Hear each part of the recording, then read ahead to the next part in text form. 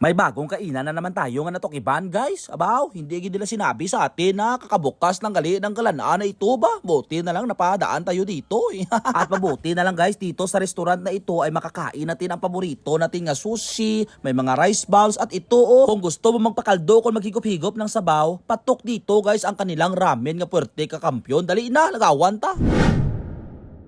Located sa Barangay Bakawan, Miag-Aw, Iloilo, ang restaurant na ito nga natukiban namin. Takoy's Food House nga pala guys ang pangalan ng restaurant na ito at nasa kilid lang siya ng kalsada. No worry dahil hindi ka talaga matatalang dito. So pagsulod namin dito guys, no, ito yung bumungad sa amin. Baw, napakaganda ng dekorasyon dito sa Kisame, yung tipo na pagsulod mo pa lang mapapatayin ka na tayo bla kahit hindi ka naka-order ng pagkain. And sa mga hindi nakakaalam guys, no, ang Takoy's ang isa sa may mga online food nga mga ginapa-order nga may mga trays bala, nga may mga lechon, tapos may mga pagkain kag barato ang ilang nga mga packages. Pero ining Takoy's Food House nga ining restaurant guys, no, dugay na ini sila. Pero nag-stop lang sila kay nabudlayan sila magpangita sang pwesto. But now, bumalik ulit sila para mag-serve ng mga manamit ng pagkain katulad ng mga ramen, iba't ibang flavors ng mga sushi, kag ari guys, so may dumpling, kag ari pagido, pasta nga may mga seafood nga puwerte ka creamy. Manami ito guys, no, kay perfect ini nga hapitan pang barkada, tapos mapudrip-pudrip lang bla o kon mga kaon-kaon lang bala. For example, bla no, nagabiyahe ka tapos sa kilid sang highway, gulpi ka nag-crave sang sushi,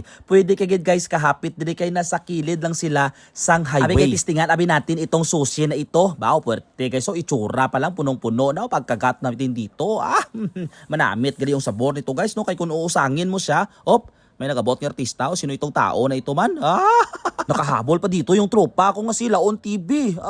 Magsasabay ka din pala magraramen dito. Pero anay pa kaya rin padayunon ko naman ang pagkaon ko sa sushi ko. Ari kay idadasok ko na sa baba ko, bao puwerte ka namit kag karimis ng sabor. Ari guys, so pasta ini siya nga may mga seafood kag may creamy nga sarsa. Kag pagkaon mo nagadukot-dukot gid sa bibig mo guys, kag masasaburan mo gid ang sabor sang seafood. Pero kung hindi ka kontento ng pasta guys at nagugutom ka, aryo may rice bowl sila dito nga kung makikita nyo guys, no, may mga toppings da dira, no, hindi ko kabalo kung ano yung mga toppings na nilagay nila, pero may mga gulay-gulay kag may karne ina siya kag may itlog yata. And you know what guys ha, budget friendly ang presyo sang ilang mga pagkaon dito. Pero sa Ma'am Sheko, ginaamoy-amoy niya yung ramen ko. Sabi ko, abe, kainin ko. Ay, katagal sa iyo, ginaamoy-amoy mo pa nga. Dapat ginhigop, dapat yan.